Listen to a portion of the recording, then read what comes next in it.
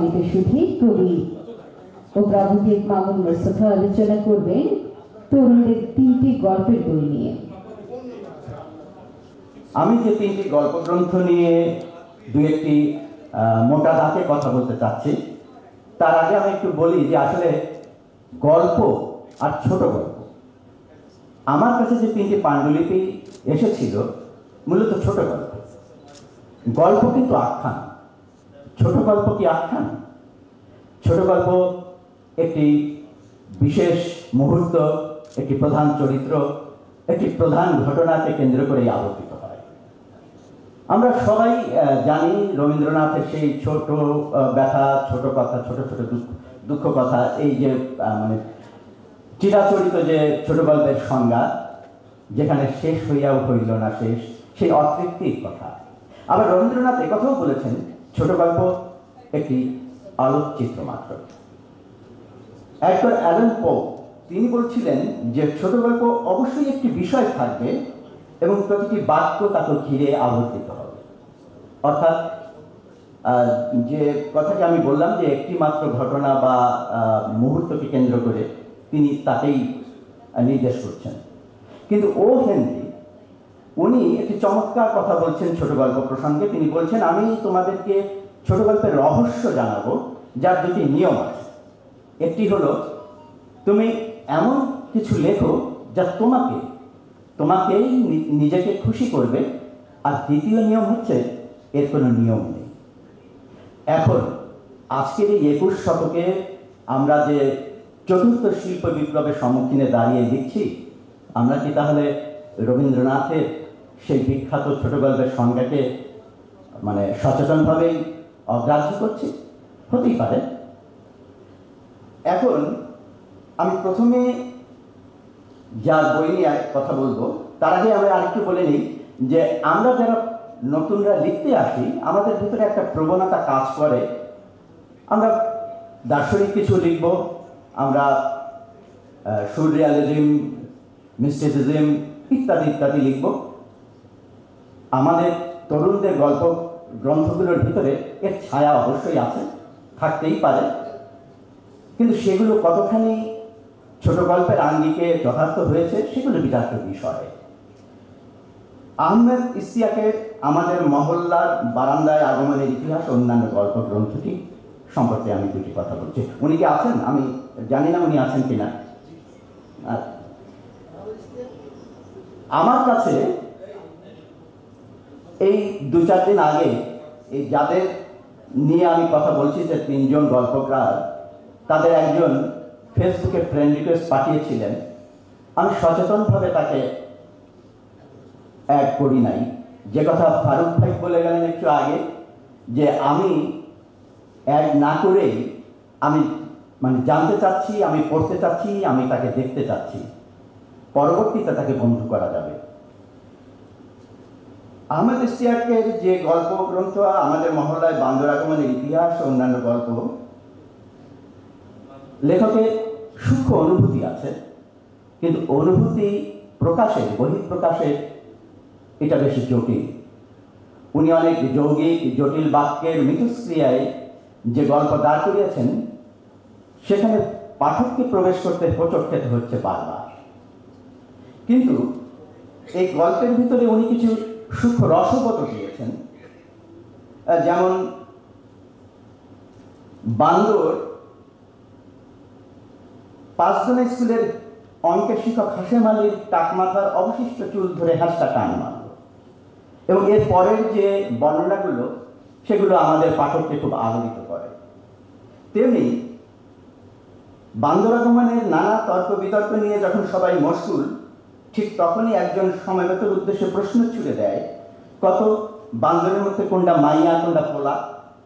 এমন সব রসবোধ জটিল বাক্যবন্ধনে আবদ্ধ গল্পটিতে কিছুটা শ্বাস নিতে পেরেছেন পাঠক। তার মনুক্ষেপা এবং হাল ছাড়া ঘর গল্প দুটিতে দেশভাগ এবং মুক্তিযুদ্ধের প্রসঙ্গ এসেছে। হাল ছাড়া ঘর 47-এর দেশভাগের যে পটভূমিতে রচিত, সেখানে দেখা যাচ্ছে যে এই পূর্ব বাংলা থেকে হিন্দু জনগোষ্ঠী ওপার বাংলায় চলে যাওয়ার যে বিবরণ, যে প্রেক্ষাপট, তা মনোগ্রাহী।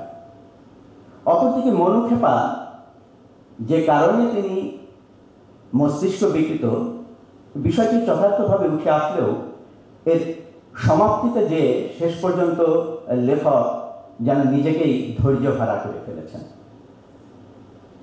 আর তার জানালার ভাষে গল্পটিতে আমি বলবো, এ ধরনের গল্প সাম্প্রতিক সময়ে আমরা বেশ কিছু পাচ্ছি। বাবা মা রেখে যাওয়া ঘর বাড়ি, সহায় সম্পত্তি আমরা উন্নত জীবনযাত্রার আশায় বিক্রি হোক, ডেভেলপারের কাছে দেয়া হোক, দিচ্ছি। কিন্তু এর মূল বিষয় যেটি, সেটি হচ্ছে এই নস্টালজিয়াকে নানা কৌশলে গদ্যশৈলী উপস্থাপনায় মানুষের পাঠককে মোহিত করা। সেই জায়গাটিতে এই গল্পের নতুনত্ব কিছু আছে বলে আমি মনে করছি না। তবে আহমেদ ইশতিয়াকের সব থেকে ব্যতিক্রমী গল্প এবং বর্ণনায় পাঠককে চমৎকৃত করার সক্ষমতা তিনি অর্জন করেছেন বিভীষিকাময় ত্যাগ গল্পটিতে। এটি আমাদের নাগরিক জীবনে এই রাজধানী মহানগরীতে আমরা যারা প্রতিনিয়ত অফিস করছি এবং লোকাল বাসে যাতায়াত করছি, তাদের একটি দুই সহকর্মী যে হঠাৎ একদিন পেটের পীড়ায় অসম্ভব কাতর দুই সহকর্মীর যে বাথরুম ত্যাগের জন্য যে বেদনাদায়ক আহাজারি, এবং এই যে প্রেক্ষাপটটি, রাস্তায় রাস্তায় দুই সহকর্মী খুঁজছেন, একটি বাথরুম খুঁজছেন, এবং পরবর্তীতে তাদের অফিস যাত্রা, এবং এর ভেতরে একজন সহকর্মী যে প্রতিদিন আতঙ্কে থাকেন এই বাথরুম নিয়ে, এটি একটি চমৎকারভাবে তার রচনাশৈলী মানে গদ্য ভাষার বুননে তিনি বেশ ভালোভাবেই তুলে এনেছেন। আবার তার শেষ গল্প ব্যবধানে ব্যবচ্ছেদ অসাধারণ একটি ছোট গল্প, আমাদের জাগতিক জীবনের একটি খণ্ডাংশ সুন্দর বর্ণনা তিনি ভাষাশৈলীতে উপস্থাপন করেছেন। এবং এ দুটি ছোট গল্পের ভিতরে আমি ছোট গল্পের রস আস্বাদন করতে পেরেছি, লেখককে এই জন্য ধন্যবাদ। আমি এখন যে কথাটি যে গল্প গ্রন্থ প্রসঙ্গে বলবো সেটা হচ্ছে সাখাওয়াত হোসেনের বিবাহ। সাখাওয়াত হোসেন আছেন এখানে? উনি তার গল্পগুলোতে জাদু বাস্তবতা এবং মনস্তাত্ত্বিক বিষয়গুলোকে নিয়ে আসার চেষ্টা করেছেন, কিন্তু সেগুলি হতে হতেও হয়ে ওঠেনি অনেকটাই। তার দুয়ার এবং গজতন্ত্র গল্প দুটিতে এই জাদু বাস্তবতার ছোঁয়া আমরা পাই, কিন্তু যেভাবে তিনি উপস্থাপন করতে চেয়েছেন এবং যেভাবে তিনি শেষ করেছেন সেখানে তার খামতি অনেকটাই লক্ষণীয়। আর তার বিবর এবং বিভাবরী গল্প দুটিতে মনস্তাত্ত্বিক গল্প হিসেবে এর পরিসমাপ্তি বিদ্যুটে পাঠককে টানেন। বিশেষ করে বিবর গল্পটির ক্ষেত্রে আমার নিজস্ব এই মতামত। অন্যদিকে গল্পটা তার অসকাল এবং দ্রাঘিমা গল্পে পুরো মাত্রায় সার্থক বলেই আমি মনে করি। গল্প দুটিতে ভাষার বুনন খুব আঁটো, সংলাপ আমাদের চিরচেনা, মনস্তাত্ত্বিক জটিলতাগুলো আমাদের মনের যে জিজ্ঞাসা সেগুলোকে চিরন্তন করে তুলেছে। এই চমৎকার গল্পের জন্য লেখককে সাধুবাদ জানাই। একই সঙ্গে বর্তমানে যেখানে গল্প তৈরি হচ্ছে কিন্তু ছোট গল্পের বৈশিষ্ট্য ক্ষুণ্ণ হয়ে উঠছে, সেই জায়গাটিতে তিনি উতরে গেছেন বলেই আমার কাছে মনে হয়েছে। সবশেষে আমি আব্দুল্লাহ আল বাকির পিওর মুসলিম সম্পর্কে দু একটি কথা বলতে চাই। আব্দুল্লাহ আল বাকি আছেন?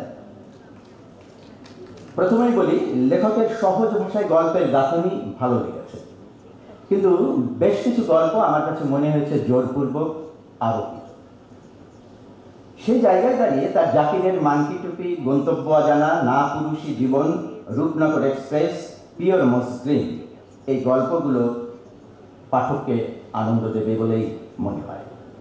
জাকিরের মানকি টুপির ভেতরে ওই টুপি পরে ভবিষ্যৎ দেখার যে বিষয়টি, এবং এটি একবারই মাত্র দেখা যাবে, আর তা না হলেন সমূহ সর্বনাশ, এই বিষয়টিতে জাদু বাস্তবতার একটা ছোঁয়া আছে।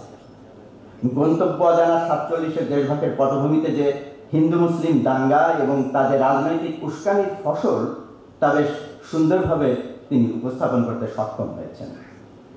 আর না পুরুষী জীবন গল্প, একজন সন্তানহীন পুরুষ, তিনি তার অক্ষমতা ঢাকতে প্রতিরোধের মুখে মানে নিজের প্রতিবাদের মুখে যৌন সক্ষমতা যাচাইয়ের জন্যে তিনি যে পাড়ি জমাচ্ছেন সেই নিষিদ্ধ পল্লীতে, এই গল্প ভাষার খাস গুণনে হৃদয়গ্রাহী। রূপনগর এক্সপ্রেস একটি অচল লোকোমোটিভ পরিত্যক্ত অবস্থায় বিক্রি করার যে সিদ্ধান্ত, তার যে শেষ বিদায়, সেই শেষ বিদায়ের সাথে মানুষের শেষ বিদায়ের তুলনা লোকোমোটিভটি খেদোক্তি এবং সযুক্তির ভিতর দিয়ে ভালোভাবেই তিনি উপস্থাপন করতে সক্ষম হয়েছেন বলে আমি মনে করি। আর সবশেষ গল্প পিওর মস্ট্রিন, এটি একটি সাইকোলজিক্যাল গল্প, যার ভেতর দিয়ে আমাদের ডায়েটিশিয়ান এবং আমাদের যারা মনস্তাত্ত্বিক সেবাধারী চিকিৎসকরা আছেন, তারা যে পণ্য ব্যবসা চালাচ্ছেন এবং তার পণ্য হয়ে উঠছে তাদের রোগীরা, এই একটি অজানা একটি অধ্যায় তিনি তার সুন্দর গল্প ভাষার ভিতর দিয়ে তুলে ধরেছেন। এই গল্পগুলো সাদামাটা গল্প ভাষার বুননে লিখিত হলেও ভবিষ্যতে একজন ব্যতিক্রমী গল্পকারের সম্ভাবনাকে উস্কে দিচ্ছে। সবশেষে বলবো, এই 3 গল্পকারের নিজস্ব গদ্য ভাষা তৈরি জরুরি, নতুবা এই 3 জনকেও একে আরেকজনকে থেকে পৃথক করা সম্ভব নয়। আরেকটি বিষয় আমার কাছে মনে হয়েছে, এই গল্পগুলোর ভিতরে যে যৌনতাগুলো এসেছে সেগুলো অনেক ক্ষেত্রেই আরোপিত। তারপরও সাধুবাদ 3 তরুণ গল্পকারকে, তাদের নিরন্তর অধ্যবসায় আমাদের ছোট গল্পের জগৎকে এগিয়ে নিয়ে যাবে এই প্রত্যাশা আমি করি। একই সাথে শেষে আমি একটু বলতে চাই যে খুব সাম্প্রতিককালে যারা লিখছেন, সেই স্বাতন্ত্রিকতার মেজাজটা তৈরি করতে সক্ষম হয়েছেন যারা, একেবারে এই মুহূর্তে আমি 2-1 জনের নাম বলি, আনিফ রুবেদ, অনিন্দ আসিফ, ইমরান খান, হামিম কামাল, চাণক্য বারুই।